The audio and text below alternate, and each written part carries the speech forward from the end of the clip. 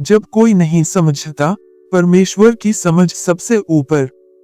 क्या आपने कभी ऐसा महसूस किया कि इस दुनिया में कोई नहीं है जो आपको सच में समझे?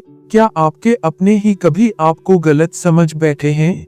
क्या कभी आपने किसी को सब कुछ समझाने की कोशिश की लेकिन सामने वाला केवल आलोचना ही करता रहा? आज हम उसी दर्द की बात करेंगे जो अनकहा रह जाता है। जब कोई नहीं समझता, तब परमेश्वर समझता है।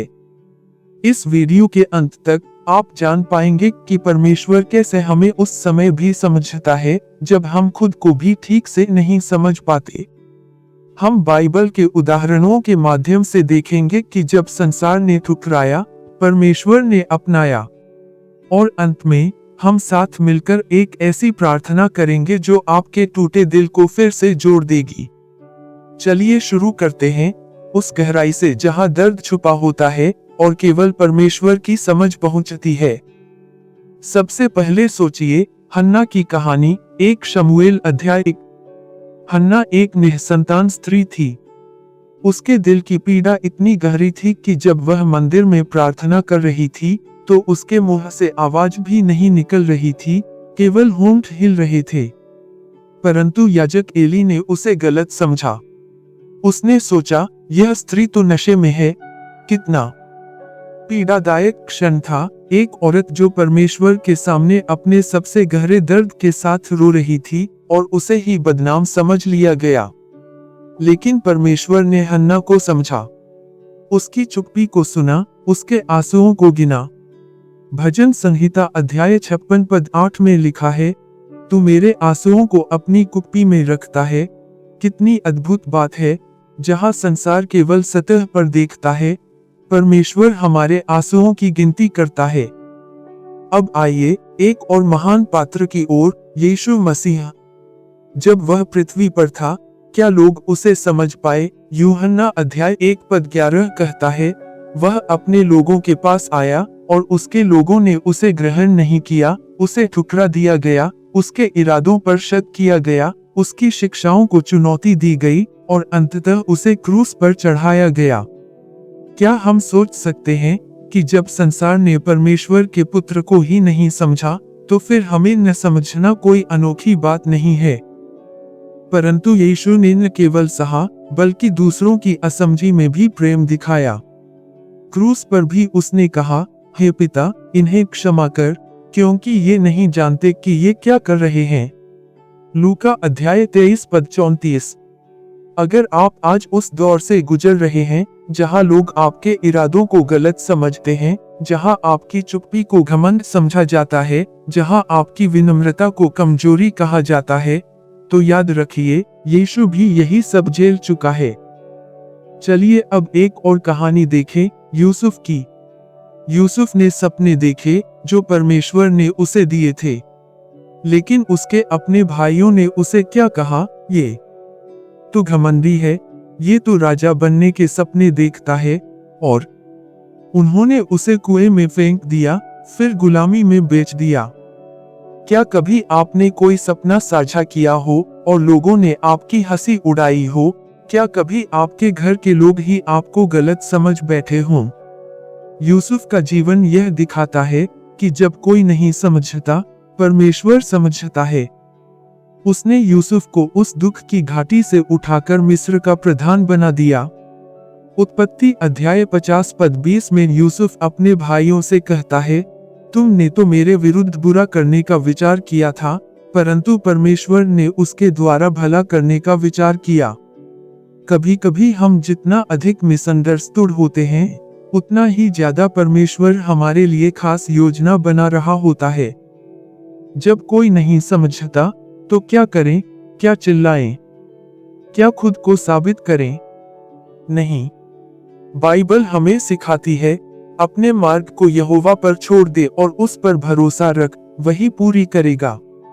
भजन संहिता अध्याय 37 पद 5।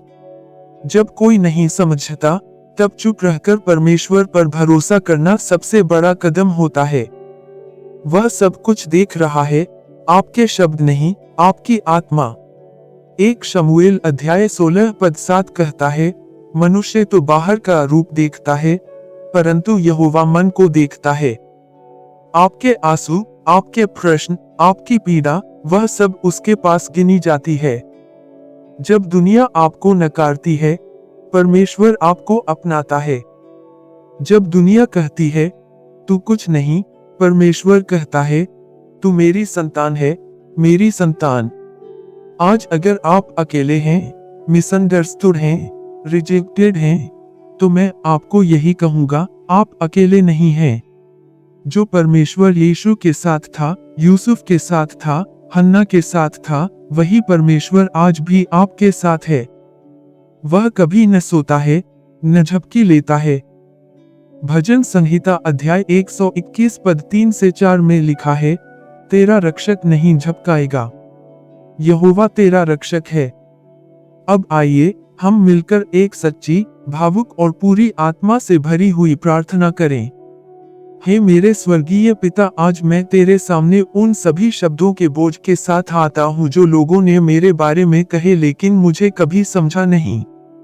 मैं तेरे पास उन सभी गलतफहमियों को लेकर आता हूँ जो मुझे अंदर से तोड़ती हैं, जो मुझे बार बार यह एहसास दिलाती हैं कि मैं अकेला हूँ। परंतु आज मैं तेरे वचन से जानता हूँ, तू मेरे मन को जानता है और मुझे मेरे जन्म से पहले पहचानता है। हे यीशु, जब कोई मुझे समझता नहीं, तो तू मुझे पूरी तरह समझता है। जब मेरे अपने मुझे छोड़ देते हैं, तू मेरे साथ खड़ा रहता है। जब दुनिया मेरा अपमान करती है, तू मुझे अपना पुत्र पुत्री बुलाता है। मेरे हृदय में जो दर्द है, जो मैंने किसी से नहीं कहा, हे प्रभु, तू उसे जानता है।